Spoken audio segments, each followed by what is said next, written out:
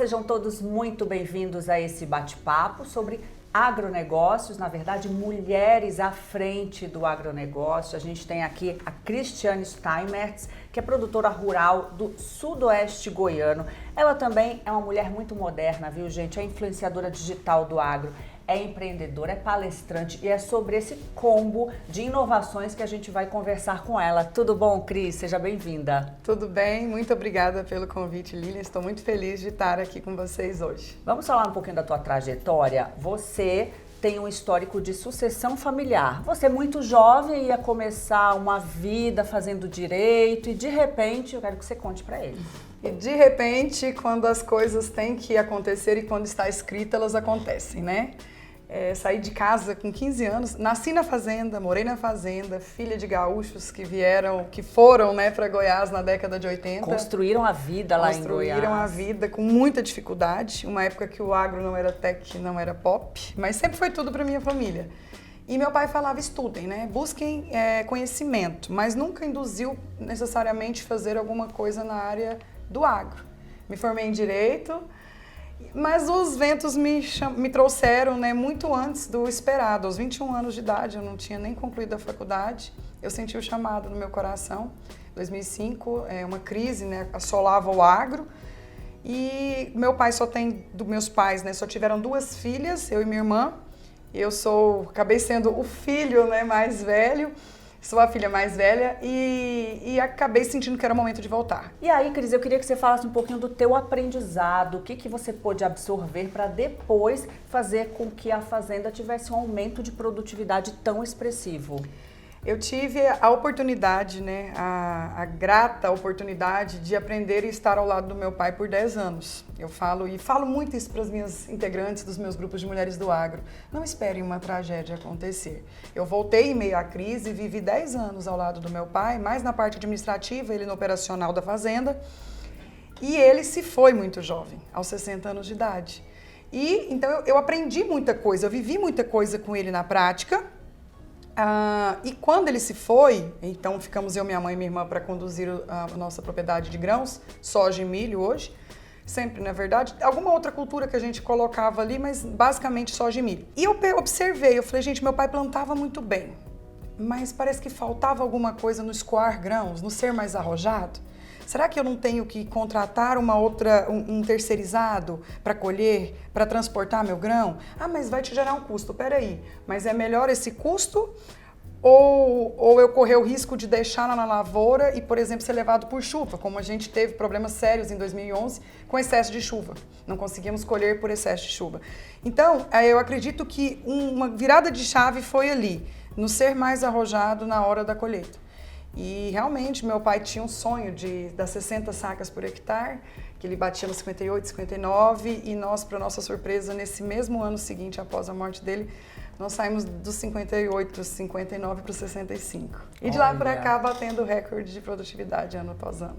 E aí a gente está falando de 3 mulheres, você, tua mãe e tua irmã. Como é que foi desbravar esse meio? Que, claro, vocês já estavam inseridas, mas quando você vê 3 mulheres à frente de um negócio rural, gera um impacto no meio? Você passou por algum tipo de machismo durante a tua trajetória? Lilian, especificamente, eu não tenho nenhum fato trágico, assim, para contar. Nada que fosse muito, assim, nossa, isso marcou porque, né? Mas eu sei que existe, tá? Eu sei que a minha realidade não é a mesma de outras mulheres em outras regiões. O fato de ser mulher, claro, ele gera, no meio muito masculino, né? Ele gera, vamos dizer, ainda mais um questionamento. O mercado, ele testa, né? Se você é homem, se você é mulher, se você é jovem, o sucessor homem jovem, ele é testado também. O mercado quer saber se você tem competência para aquilo ou não. E eu sempre tive dentro de mim assim, eu tracei aquela meta, eu, minha mãe e minha irmã, aquele olhar. Claro que tinham rumores, não vai conseguir, vai só colher, não vai plantar. E eu adoro um desafio. Eu falei assim, então tá, dê tempo ao tempo, né? E assim foi, assim aconteceu e a gente se posicionou, buscou conhecimento. Eu fui fazer um curso técnico em agronegócios, a minha irmã também.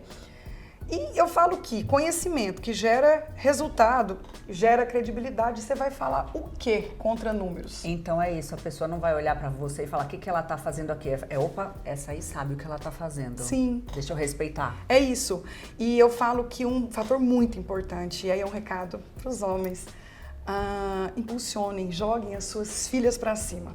Sua filha, sua esposa, porque eu tive uma figura masculina muito importante ao meu lado, o meu pai. A minha mãe, claro, extremamente importante também, mas eu tô falando agora dessa segurança que os homens têm, muitas vezes nós não temos.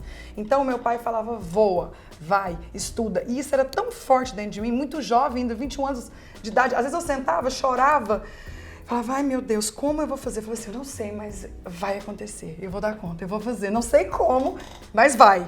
E aquilo não existia, o mundo podia falar não à minha volta. E hoje um dos maiores desafios que eu vejo das mulheres, dos jovens, né, aí no mercado de trabalho, não é externo, tá aqui dentro. E hoje você serve de inspiração para muitas mulheres, não só do agro, mulheres do Brasil, mulheres modernas, mulheres que querem fazer a diferença na sociedade. Me fala um pouquinho desse teu trabalho como influenciadora, palestrante, que mostra essa nova mulher do agro. O que é essa nova mulher?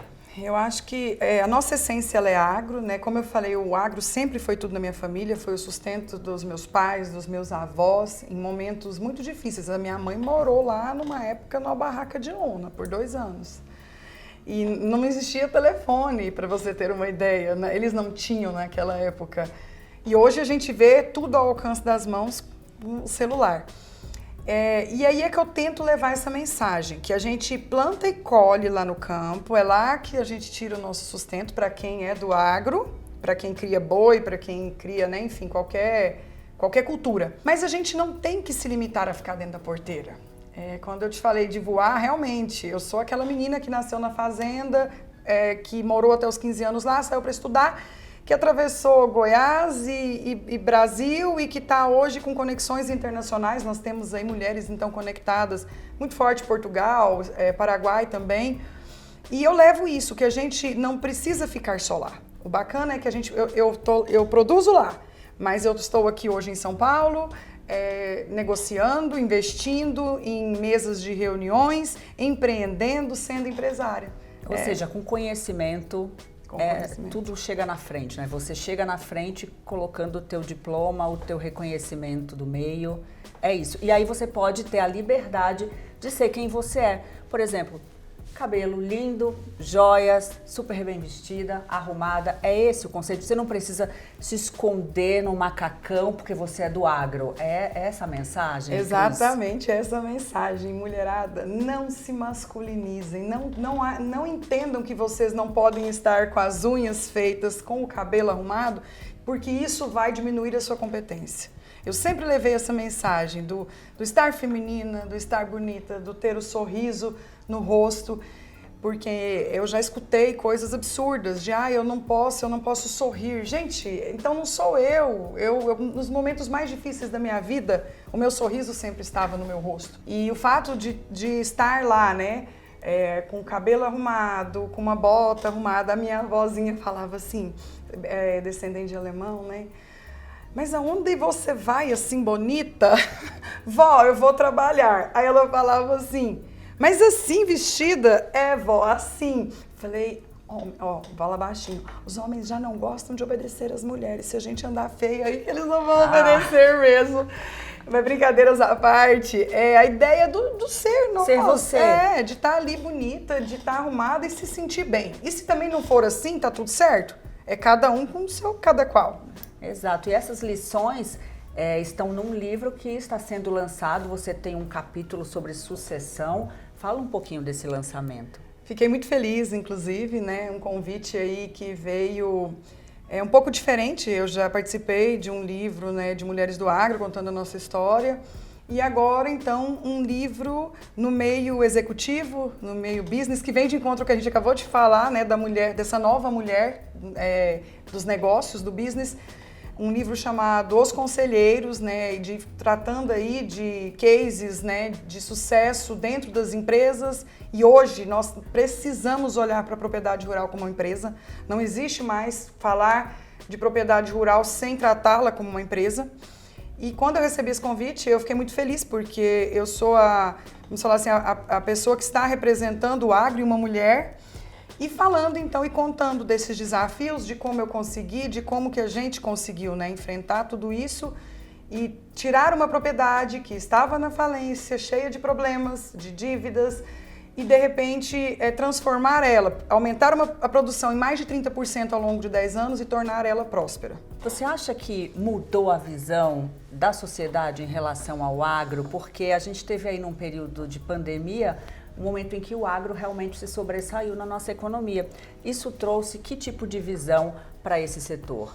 Eu também como comunicadora do agro, a gente tem essa preocupação, esse cuidado de levar o que de fato está acontecendo lá na ponta.